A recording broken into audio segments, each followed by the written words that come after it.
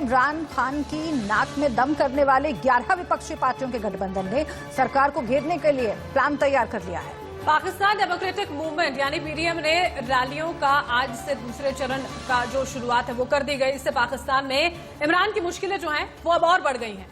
इमरान पर इस्तीफा देने का दबाव ज्यादा बढ़ गया है। पीडीएम इमरान का तख्ता पलट करने के इरादे से 12 रैलियां करने जा रहा है। इसमें देखिए पहली रैली जो है वो आज मर्दान में हो रही है। इसके बाद दूसरी रैली बेनजीर भुट्टो के शहर लारकाना में 27 दिसंबर को की जाएगी और आखिरी रैली 27 जनवरी को सियालकोट में होगी। उसके बाद 31 जनवरी को राजधानी इस्लामाबाद को घेरा जाएगा। इमरान और उनकी फौज के खिलाफ ये पीडीएम का सबसे बड़ा मोर्चा है। पीडीएम के रुख से लगता है कि इमरान की कुर्सी चंद दिनों की मेहमान है और इसके साथ ही बाजवा भी निशाने पर हैं और इसीलिए बौखलाए हुए हैं इमरान खान भी और बाजवा भी। मर्दान पाकिस्तान में आज पहली रैली पीडीएम की, लेकिन इसके साथ ही विपक्ष की महारैलियों का ये जो दौर है वो चलता रहेगा और इसीलिए इमरान खान सख्ते में हैं। साथ ही आपको ये भी बताएं कि सऊदी अरेबिया से जिस तरीके से पाकिस्तान ने जिस तरीके से दुश्मनी मोल ली है उसके बाद से ही इमरान खान की कुर्सी खतरे में लग रही थी। बिल्कुल, आर्थिक मोर्चे पर यहाँ पर परेशान नजर आता है पाकिस्तान। सब कुछ उसको समझ में आता है, लेकिन उसके बावजूद भी आतंकी गतिविधियों में जो उसे इतना ज्यादा दिलचस्पी लगातार उसकी बनी हुई है, समस्या इसी बात को लेकर है। वहां की आवाम परेशान है, बार बार यही कहती नजर आती है कि इमरान खान के आने के बाद पूरी तरह से परेशानियों को और ज्यादा बढ़ा यहाँ पर दिया गया है, लेकिन ध्यान इस ओर बिल्कुल नजर नहीं आता। इसी बीच देखिए ये 11 विपक्षी पार्टियां हैं जो लगातार यहाँ पर इमरान खान के खिलाफ यहाँ पर मोर्चाबंदी किए हुए हैं।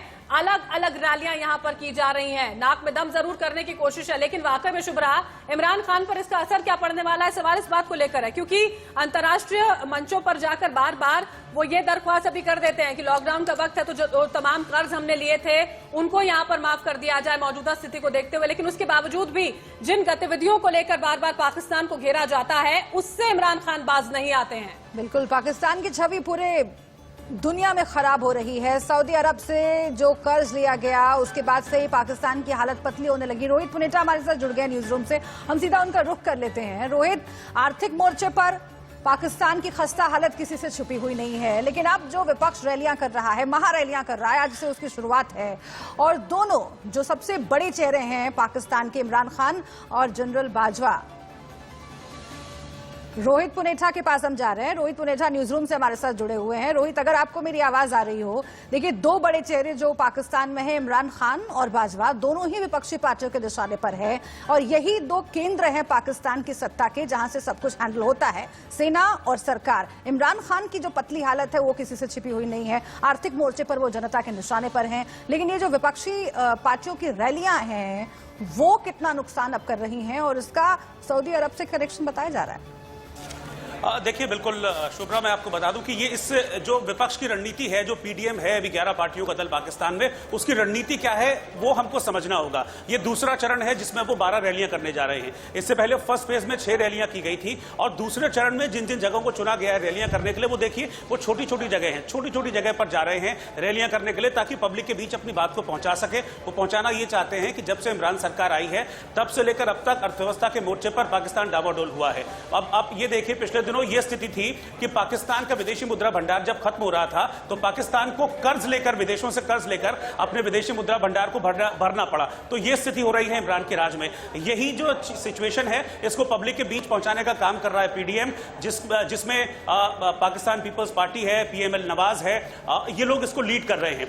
अब जो 12 रैलियां होने जा रही है उसमें से पहली रैली आज मर्दान में हो रही है। 27 तारीख को फिर लरकान में एक रैली होने वाली है। फिर उसके बाद इस तरह से पूरी रैलियां चलती रहेगी। एक महीने के अंदर 10 रैलियों का आयोजन किया जाएगा। और अब आप देखिए, इन रैलियों ने इमरान खान को भी मजबूर कर दिया है क्योंकि कल इमरान खान की कैबिनेट बैठक हुई थी अपने सहयोगियों के साथ कैबिनेट के।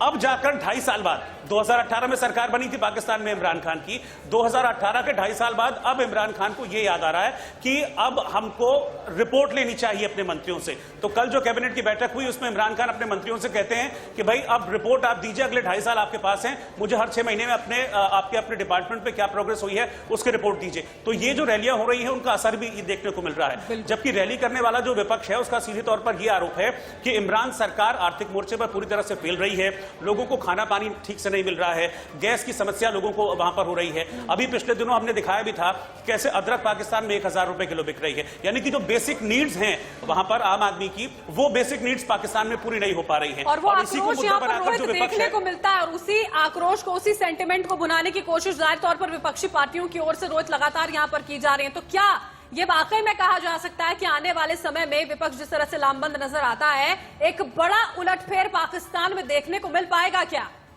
देखिए, कोशिश तो बरखा विपक्ष की यही है, क्योंकि विपक्ष ने ये साफ तौर पर कह दिया है पीडीएम ने कि 27 जनवरी तक हम रैलियां करेंगे, ये हमारा दूसरा फेज है और 27 जनवरी के बाद फिर हम इस्लामाबाद के बॉर्डर पर डेरा डाल के बैठ जाएंगे, वहां से हम हिलेंगे तब तक नहीं जब तक इमरान सरकार अपना इस्तीफा नहीं देती। तो विपक्ष की रणनीति तो सीधे तौर पर क्लियर है कि सेना के संरक्षण में इमरान खान अपनी सरकार चला रहे हैं, तो बाजवा को भी जाना होगा, वो ये कहते हैं इमरान खान को भी जाना होगा। अभी आपको याद होगा कि 15 नवंबर को गिलगिट बाल्टिस्तान में जो इलेक्शंस हुए थे उसको लेकर भी इमरान सरकार को घेरा था कि तहरीक इंसाफ पार्टी चूंकि वहां पर चुनावों में उतरी थी तो वहां पर चुनाव में धांधली का आरोप लगाया था।